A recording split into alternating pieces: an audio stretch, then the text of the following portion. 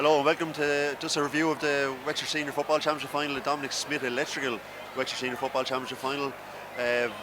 Very entertaining game here in Wexford Park.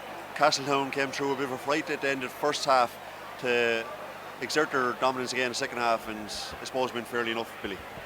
I thought they were a better team on the day, Ronan. They pulled away when they had to, they got scores when they had to. In fairness to Gusserane, they came back into the game twice. 10 minutes to go in the first half, 10 minutes to go in the second half, they were still in it, but Castletown finished very strongly, and I thought they were just better on the day.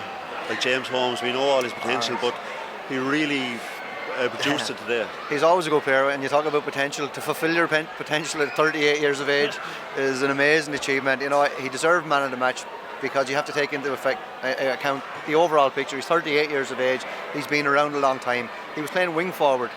The energy levels he had today were as high as any young lad on the team. He scored, I think it was 2 with his left foot, 4 with his right foot, and every one of them was a class point. And you know, he was run close for man of the match by Jonathan Beelan. I think he scored 1-6, was it? But James Holmes he epitomised Castletown spirit today, I think. And Seamie, Timmy Walsh was there in 2010 when Castletown last won it, and he was with them when they were runners up the next 2 years.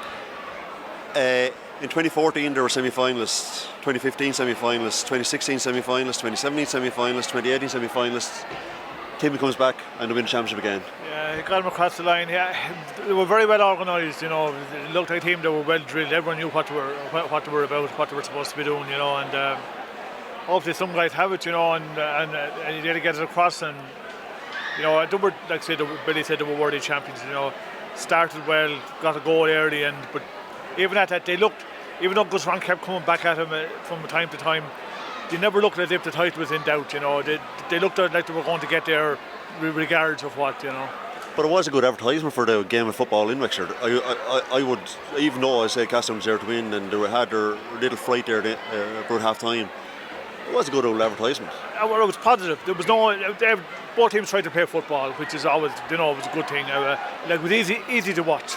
Like, we've seen enough games over time that it's hard to look at, but it was positive, it was easy to watch, and like I say, a very good advertisement for football. I don't want to put Billy in hot water with any of his club colleagues, but I suppose Gusserane could. I thought it was a very marginal decision, and Kevin had a good game, and I think we have to acknowledge that Kevin McCarthy in his first county final had a very good game, but it was a very marginal decision, and I wouldn't come down heavy on the officials anyway, but it was a marginal decision for the goal. It was disallowed. That's probably Jim Rice's fault, I'd say. You know, he was the closest to it.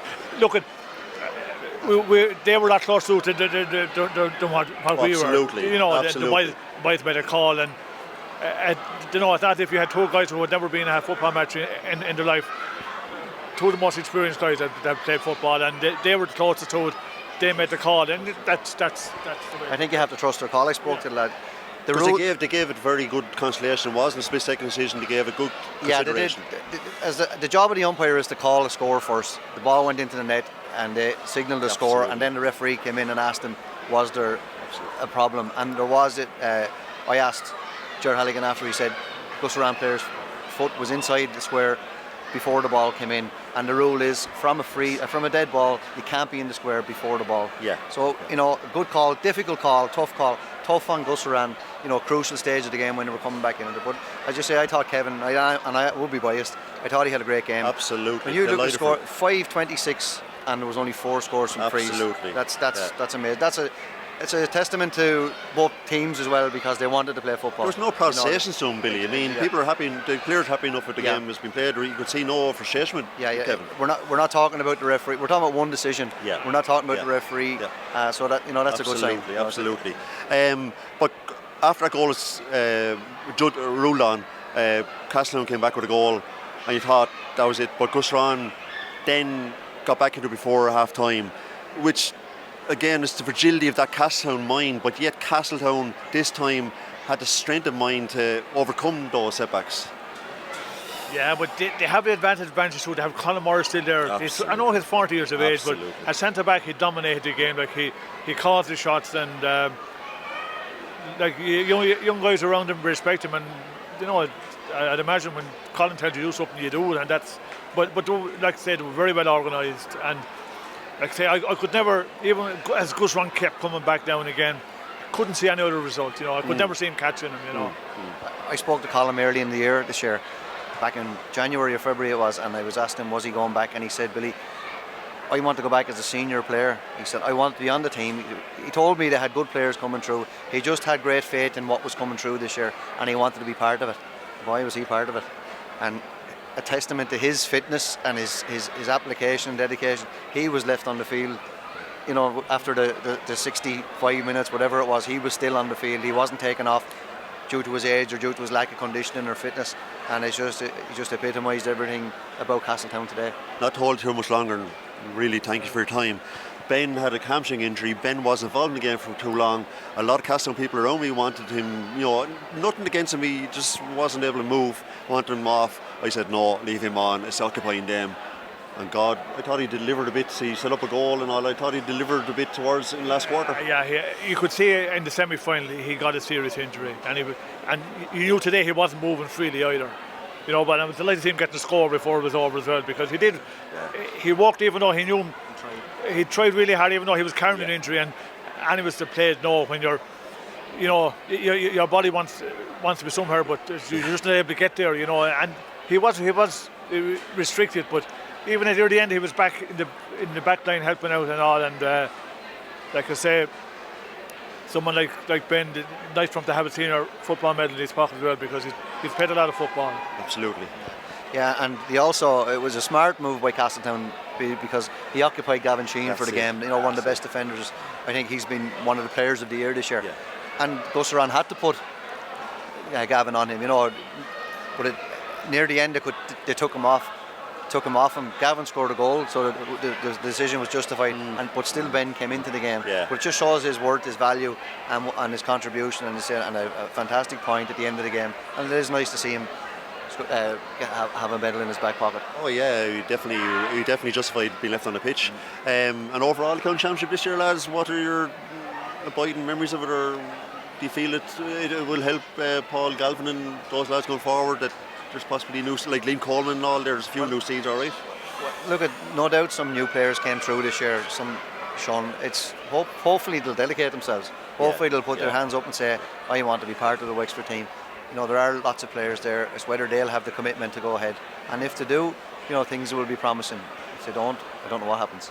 I suppose, Seamie, you being a under 21 manager, so you know about commitment and all that, what lads have to give. Yeah, but Paul is obviously an integral part of the setup, but he's only in some respects a small part of it, the fact that unless he gets commitment and buy-in from the players involved, you know, it's an uphill battle. Like I'm hoping, and I think it, you know, I think there could be an exciting year or two with Paul involved for several different reasons, you know. But I'm really looking forward to it, you know, and I'm at the stage now that I'd even be looking forward to maybe going down to Ferns and watching them training, even, you know, see some new things, you know. Whereas unfortunately last couple of years, I really had the interest in doing it, you know. Whereas now, you know, a little bit of buy-in for all of us, and I'm really looking forward to it. And just if you don't mind me wrapping up, today was a special day for Duffer Rovers, the Silver Jubilee team. They won the last of their 8 titles in 1994. Billy, what's your memories of that team? They won 7 in a row. It can't be forgotten. They were a special team that, you know, and it wasn't as if they were coming up against soft teams in finals. Or Barrington were up 10 points one final. You know, there were serious opposition to come up against, including they were heartbreakers on the field. I don't know about off the field, but they were fantastic. They were the best club team in Wexford of all time. You know, I can only speak for my era, but they're the best team I played against. They were never beaten. They had a great spirit. They had great players. They were super fit. Bob Breakwell, I mean, he had him flying. Tom Miller, great guys on the side. They had the overall package, and they're not blowing smoke up Seamie. It's a known fact. They were fantastic, and you know, I was saying to Seamie when all the lads were sitting in front of us today that they had to get secured her into Kilteely today to keep an eye on all the medals while they were down here today. You know, but they were a fantastic team.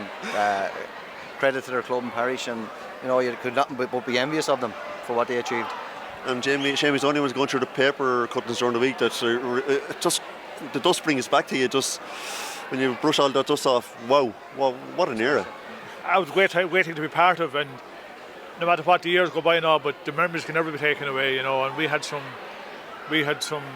wonderful times, and like in my position, like I got to play with Louis Rafter for nearly 25 years almost. You know, I mean, that's good enough for me. You know, I know we played some great players, but the fact that I got to play with someone like that for that length of time, you know, he was incredible. Like lads talk about, remember league game, lads that say, I marked Louis in this.